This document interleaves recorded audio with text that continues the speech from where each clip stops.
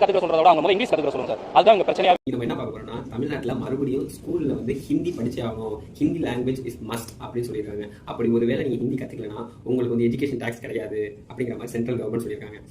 நான் என்ன கேட்கறேன்னா, ஒரே ஒரு விஷயம், தமிழ்நாட்டுக்குள்ள வந்து ஹிந்தியை நீங்க திணிக்கிறீங்க தெரியுமா? ஏன் அது மாதிரி நார்த் இந்தியன்ஸ் கிட்ட ஒரு நார்த் இந்தியாவில் போயிட்டு ஏன் தமிழை நீங்க வந்து எடுத்து கூட சொல்ல மாட்டேங்கிறீங்க?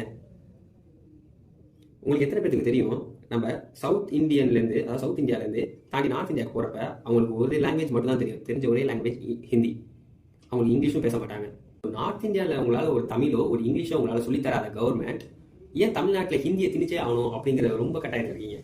ஏன் நான் சொல்லிட்டா, ஏன்னா most of the people Hindi பேசினா அது அஃபிஷியல் லாங்குவேஜ் ஆக்கிடலாம், இந்தியாவுக்கு வந்து நேஷனல் லாங்குவேஜ் ஆக்கிடலாம் அப்படிங்கிற ஒரு ரீசன் நீங்கள் கொடுத்துருக்கீங்க. ஆனால் ஒரு விஷயம் என்னன்னு தெரிஞ்சுக்கோங்க, இந்தியாவில் மத ரீதியாக சரி, மொழி ரீதியாக சரி, எல்லாம் இணைஞ்சனால தான் ஒரு கண்ட்ரியா. அதுக்குன்ட்டு நேஷனல் லாங்குவேஜ் கிடையாது, நேஷனல் கேம் கிடையாது, நேஷனல் ஸ்போர்ட் கிடையாது. நீங்கள் ஆனால் இது இப்படியே கண்டினியூ ஆகக்கூடாது, நம்ம ஹிந்தி எல்லாத்துக்கும் தெரியணும் அப்படின்ட்டு நீங்கள் திணிச்சிக்கிட்டு இருக்கீங்க. நாங்கள் ஹிந்தி கற்றுக்க மாட்டோம்னு சொல்லலை, எங்களோட தமிழ் வேர்ல்டஸ்ட் ஓல்டஸ்ட் லாங்குவேஜ். தமிழை நீங்கள் இம்ப்ளிமெண்ட் பண்ணாமல் ஹிந்தியை நீங்கள் பண்ணுறது எங்களுக்கு சுத்தமாக பிடிக்கல.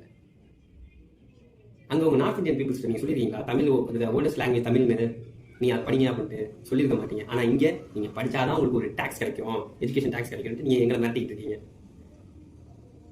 ஹிந்தி கற்றுக்கிட்டாதான் வந்து உங்களுக்கு ஒரு வேலை வாய்ப்பு கிடைக்கும், நீங்கள் நல்லா போகலாம், உங்களுக்கு வாழ்க்கையில் முன்னேறதுக்கு நல்லா இருக்கும் அப்படின்னு சொல்கிற நீங்கள், நார்த் இந்தியன்ஸ் வந்து தமிழ்நாட்டில் ஹிந்தி படித்தவங்க என்ன பண்ணியிருக்காங்கன்னு உங்களுக்கு நல்லா தெரியும். பேசிக் டூல் ஃபார் கம்யூனிகேஷன் இங்கிலீஷை கற்றுக்கோங்க ஃபஸ்ட்டு.